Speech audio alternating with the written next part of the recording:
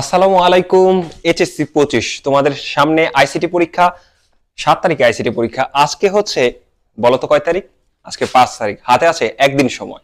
এই একদিন সময় আইসিটি পুরোপুরি কভার করার যে একটা মাস্টার প্ল্যান, যে একটা মাস্টার নোট দেব, সেই সাজেশনটা আজকে তোমাদের জন্য। আমি চাইলে কিন্তু 4 তারিখ বলো, হ্যাঁ 4 তারিখে কিন্তু চাইলে ভিডিওটি বা আপলোড করতে পারতাম বা পাবলিশ করে দিতে পারতাম। আমি করিনি কেন? তোমাদের 3 তারিখেই কিন্তু আমি চাইলে ভিডিওটা সন্ধ্যাবেলা বা রাত্রেবেলা আপলোড দিতে পারতাম, কিন্তু দিনে একটা কারণে, যাতে ওভারঅল তোমরা তোমাদের মতো প্রিপারেশন নাও এবং লাস্ট সময় যে একটা সুপার সাজেশন পাবে আমার কাছ থেকে, ওইটাকে আরো মোর ইফেক্টিভলি কাজে লাগাতে পারো। তো চলো ভিডিও শুরু করি। যদিও স্ক্রিনটা মাগরিবের সময় হয়ে গেছে, অন্ধকার প্লাস রুম কোয়ালিটি বা কন্টেন্ট কোয়ালিটি যাই হোক একটু লো হতে পারে, তো একটু কষ্ট করে নেবা। এবং আমার ভয়েস তো শুনছো তোমরা অবভিয়াসলি। তো আর অবশ্যই কমেন্ট বক্সে এটার সুন্দর করে একটা পিক তুলে দিয়ে দিব, ঠিক আছে? কমেন্ট বক্স চেক করে নেবা। আর দেখো যে তোমাদের সাজেশন নিয়ে আসছি। ভিডিওটা হবে একটা ভিডিওই, কিন্তু পার্ট হবে দুইটা, যেহেতু বোর্ড ছোট, আমার বোর্ড অত বড় নয়, এই কারণে ভিডিও হবে একটা, কিন্তু ভিডিও পার্ট হবে দুইটা। কিন্তু এই ভিডিওতেই দুই পার্ট একসাথে করে একটা ভিডিও তৈরি করা হবে। তো নোটিস করো, দেখো যে এখানে দেখতে পাচ্ছ যে প্রথম অধ্যায়, হ্যাঁ প্রথম অধ্যায়। আবারও বলি, আইসিটি এক্সাম যাদের এইচএসসি 25, ঠিক আছে? এইচএসসি 25 দের জন্য সুপার সাজেশন। চাইলে এইচএসসি 26 যারা আছো দেখতে পারো, কোনো সমস্যা নেই, কারণ এগুলোর বাইরে আর কোনো টপিক তো আমি দেখি না। তোমরা দেখলে অবশ্যই কমেন্ট বক্সে জানাবা যে ভাইয়া না এখানে আছে, বা স্যার এখানে একটা এই টপিকটা আপনি বাদ দিয়েছেন, বা এই টপিক থেকে কোশ্চেন আসছে বোর্ডে, বা এই টপিক থেকে কোশ্চেন আসার সম্ভাবনা রয়েছে। অবশ্যই কমেন্ট বক্সে জানাবা। দেখো যে প্রথম অধ্যায় আইসিটি যে প্রথম অধ্যায় আছে, হ্যাঁ, তো প্রথম অধ্যায়ের ক্ষেত্রে যে বিষয়টা, সেটা হচ্ছে একটা সাজেশন দিয়ে প্রথম হেড অফ কন্টেন্ট বা টপিক রয়েছে, সেটা হচ্ছে ভার্চুয়াল রিয়েলিটি টপিকটা স্যার পড়তে হবে। দেন হচ্ছে ক্রায়ো সার্জারি। আমি বলে দিচ্ছি আবার, ক্রায়ো সার্জারি, হ্যাঁ অনেক বোর্ড প্রশ্ন এখান থেকে আসে। আমি স্পেশালি অ্যানালাইসিস করে তৈরি করেছি তোমাদের জন্য যে বোর্ড কোশ্চেন কোনগুলোতে আসার পসিবিলিটি রয়েছে। ইনশাআল্লাহ এই সকল প্রদত্ত কন্টেন্ট বা টপিক থেকে তোমাদের প্রশ্ন আসবে ইনশাআল্লাহ। ঠিক আছে? তো হতাশ হওয়ার কোনো কারণ নেই বা টেনশন কোনো কারণ নেই। আবার আমরা পড়ায় ফিরছি। যে দেখো যে বায়োমেট্রিক্স আছে, বায়োমেট্রিক্স টপিকটা অনেকবার আসে। গুরুত্ব বুঝাবো না আজকে শুধুমাত্র সাজেশন দেব। দেখো এখানে আছে আর্টিফিশিয়াল ইন্টেলিজেন্স। বর্তমান প্রজন্মে আর্টিফিশিয়াল বা এআই ব্যবহার তোমরা খুব অহরহ দেখছো, যেমন হচ্ছে গিবলি, আরো অনেক কিছু আছে, হ্যাঁ। তারপর এআই ভিডিও, ওরে অভিনয়ের জন্য সেরা রে, দেখছো অনেক কিছু ভিডিও দেখছো না? তো ওরকম ঠিক। তারপর দেখো বায়োইনফরমেটিক্স এবং জেনেটিক ইঞ্জিনিয়ারিং, এই টপিকটা কিন্তু স্যার অনেক বারবার প্রশ্ন আসে, হ্যাঁ। তারপর দেখো রেটিনা স্ক্যান, ফিঙ্গারপ্রিন্ট, তারপর যেটা ওই বায়োমেট্রিক্স এর মধ্যে এগুলো পড়ে। ন্যানো টেকনোলজি, এই চিপসের প্যাকেট যে লাগানো বা একটা কিউআর কোড বসানো, এটা কিন্তু ন্যানো টেকনোলজির কাজ। এই জিনিসটা বুঝতে হবে। আবার বললো না যে টেকনোলজিয়া, হ্যাঁ। তারপর দেখো যে ভিডিও ও টেলিকনফারেন্সিং, আর স্মার্ট হোম, রোবোটিক্স এবং সাইবার ক্রাইম। বর্তমানে কিন্তু অহরহ সাইবার ক্রাইম চলছে বা লিঙ্ক ভাইরাল হচ্ছে। তো আপাতত চ্যাপ্টার 1 বা প্রথম অধ্যায়ের জন্য super suggestion head of content কিন্তু এই 11টি। তোমরা ইনশাআল্লাহ 11টি থেকে প্রশ্ন বা তোমাদের সিকিউ কমন পড়বে, ঠিক আছে? তো আমরা দ্বিতীয় অধ্যায়ে যাই। দ্বিতীয় অধ্যায় হচ্ছে, প্রথমে যে কন্টেন্টটা দেব সেটা হচ্ছে 1 নম্বর আছে ওয়াইফাই ওয়াইম্যাক্স এর ব্যবহার, ঠিক আছে? তারপর হচ্ছে টপোলজি, কি স্টার টপোলজি, বাস টপোলজি, মানে যত সকল টপোলজি আছে সকল টপোলজি গুলো ভালো মতন পড়ে নিবা। টপোলজিতে বারবার কোশ্চেন আছে, রিপিটেড কোশ্চেন আসার সম্ভাবনা 100তে 100। তারপর দেখো যে টপোলজির সুবিধা রয়েছে, অসুবিধা রয়েছে। সুবিধা তো পড়বা প্লাস অসুবিধা তো পড়বা। তারপর দেখো 3 আছে ল্যান, ম্যান, প্যান, ওয়ান এবং ব্লুটুথ, ওয়াইফাই, এই সকল বিষয়গুলো পড়বা। যে local area network, multiple area network, তারপর হ্যাঁ পার্সোনাল এরিয়া নেটওয়ার্ক, এই সকল টপিক গুলো পড়বা। এবং অবশ্যই আরেকটা কাজ করবা, টপোলজি ক্ষেত্রে যখন করবা চিত্র সহ দিবা। কি স্যার? চিত্র সহ, গতে আসে, ঘতে আসে, যেখানে আসুক না কেন চিত্র সহ, হ্যাঁ চিত্র সহ কিন্তু অ্যান্সার করবা টপোলজির ক্ষেত্রে, লোকাল এরিয়া নেটওয়ার্কের ক্ষেত্রে। আচ্ছা, ক্লাউড কম্পিউটিং কিন্তু খুব রেয়ার কোশ্চেন। যদি বলো স্যার যে হার্ড কোশ্চেন, অনেকে কিন্তু কমেন্ট করেছে, অনেকে একটা অভিযোগ জানিয়েছে যে স্যার বোর্ড কোশ্চেন পড়ে না, কমন পড়ে না। বোর্ড কোশ্চেন কেমনে কমন পড়বে ভাই? বোর্ড কোশ্চেন কি কমন পড়বে, এটা কি কোনো কথা? তাই যেটা হচ্ছে কথা সেটা হচ্ছে টপিক কমন পড়বে স্যার, টপিক দেখো। তারপর আছে যে ক্লাউড কম্পিউটিং আছে, যদি কঠিন প্রশ্ন করে ক্লাউড কম্পিউটিং দিতে পারে। তারপর দেখো 5 আছে ডাটা ট্রান্সমিশন মোড। হ্যাঁ, ডাটা ট্রান্সমিশনের মোডের কোনগুলো জানো তো? Simplex, half duplex, full duplex. এখানেও চিত্র সহ অ্যাড করবে, এখানেও চিত্র অ্যাড করবে, সুন্দর মতো পেন্সিল দিয়ে দাগাই দিবা, কলম ইউজ করবে না কিন্তু চিত্রের ক্ষেত্রে, এই জিনিসটা নোটিস করছো? তারপর দেখো মাল্টিকাস্ট মোড, মাল্টিকাস্ট মোড এগুলো কম্পারিজন থাকে, যে ওয়াকিটকিতে পুলিশ ফোনে কথা বলছে আর এদিক দিয়ে তোমার বন্ধুর মা ফোন দিয়েছে, এরকম এই টাইপের একটা সিকিউ আছে। হ্যাঁ, তো এই সিকিউ, এরকম ধরনের সিকিউ গুলো পড়ে যাবা। তারপর দেখো কেবল, কেবলের মধ্যে আছে ফাইবার, টুইস্টেড পেয়ার কেবল এবং কোএক্সিয়াল পেয়ার কেবল। যদি বলি স্যার যে চ্যাপ্টার 2 থেকে যে সবচেয়ে হার্ড এবং হার্ড টাইপের কোশ্চেন আসতে পারে, তবে সেটা হবে 7 কি কেবল, ফাইবার কেবলের সাথে তুলনা, টুইস্টেড পেয়ার কেবলের সাথে তুলনা, কোএক্সিয়াল কেবলের সাথে তুলনা। তারপর যেটা দেখো ডেটা ট্রান্সমিশন মোডের মধ্যে সিনক্রোনাস, অ্যাসিনক্রোনাস।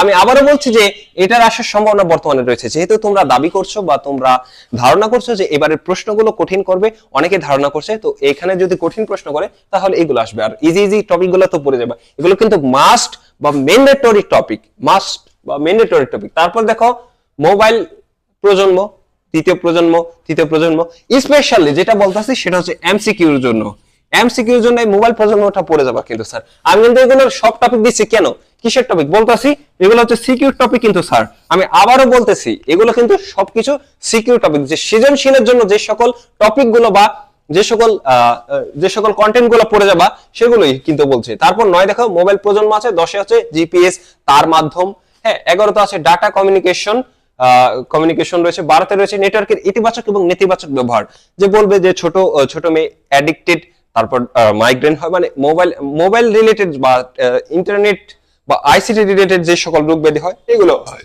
এবং চ্যাপ্টার 3 তে দেখো, এবার কিন্তু চ্যাপ্টার 1 টু শেষ। হ্যাঁ, এবং চ্যাপ্টার 3 তে আসি, চ্যাপ্টার 3 তে বুঝোই, চ্যাপ্টার 3 তে বুঝো। প্রথমে আছে যে সংখ্যা পদ্ধতি রূপান্তর। সংখ্যা পদ্ধতি রূপান্তর হচ্ছে রূপান্তর গুলো জানবা, যে এগুলো তো জানোই কি কি, আমার স্পেশালি আর বলে দিতে পারি না। তাও নোটিস করো যে আছে, এটা হচ্ছে বাইনারি,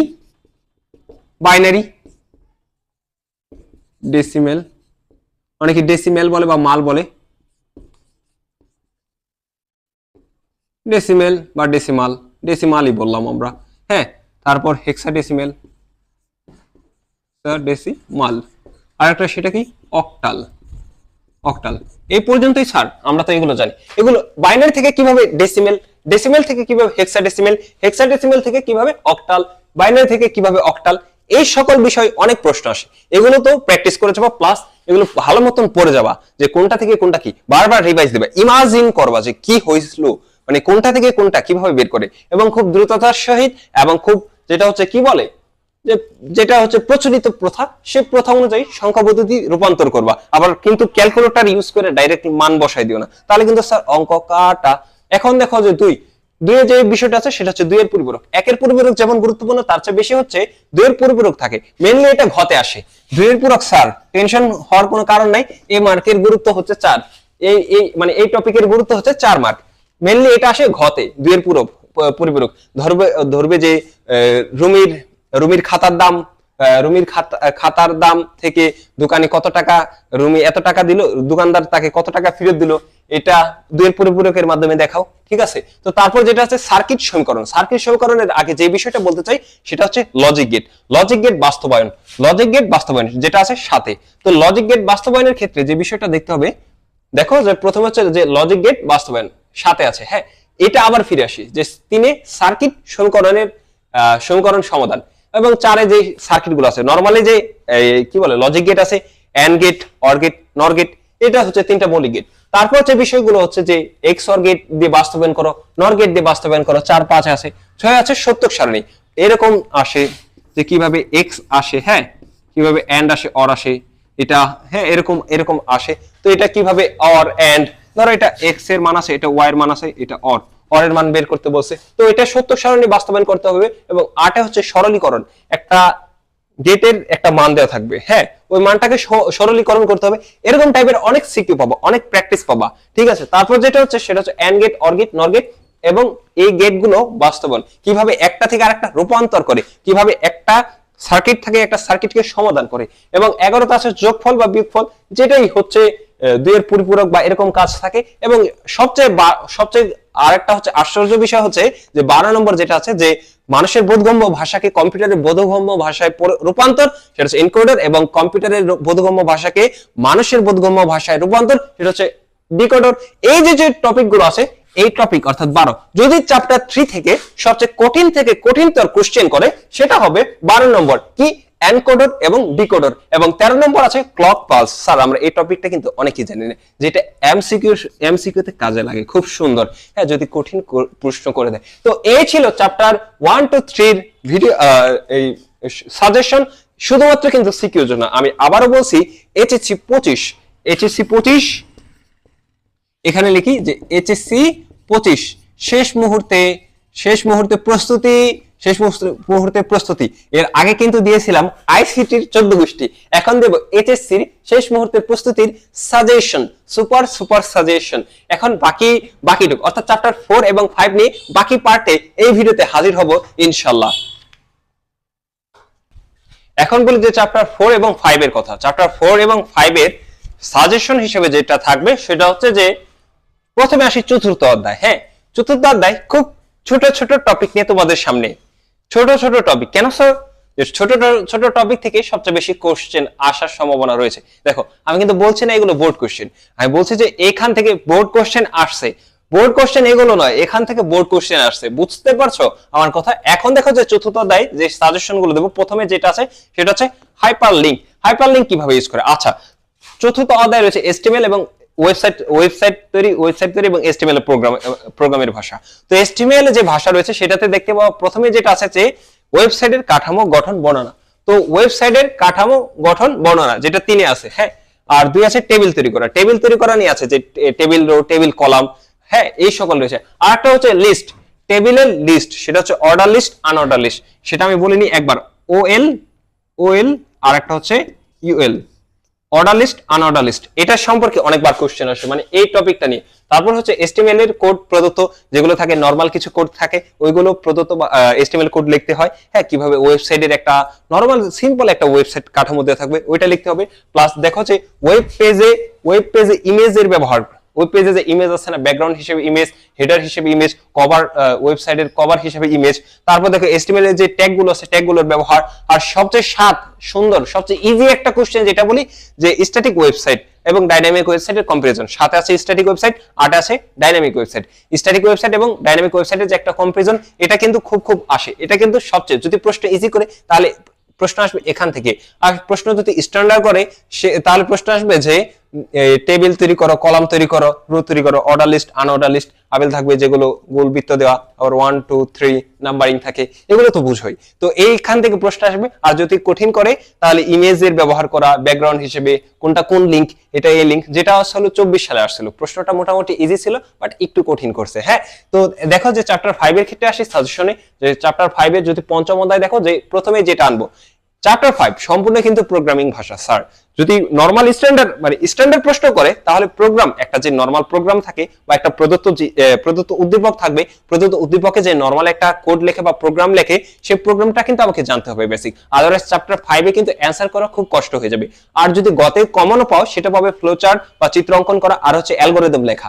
তো এটা নিয়ে একবারে স্পেসিফিক কিছু সিকিউ টাইপ আসার সম্ভাবনা রয়েছে যে টপিক থেকে বা যে টাইপ ওয়াইজ থেকে, সেটা নিয়ে তোমাকে দেখাই। তো অ্যাটলিস্ট আমি 8টা, সর্বনিম্ন 8টা করার চেষ্টা করেছি, আর অনেক আছে, হিউজ একটা যদি ভাস্ট সিলেবাস দিই, এই সময় তো নাই, হাতে আছে একদিন সময়, এই সময়টাকে কাজে লাগাতে হবে। এমসিকিউ পড়তে হবে, ক পড়তে হবে, খ পড়তে হবে।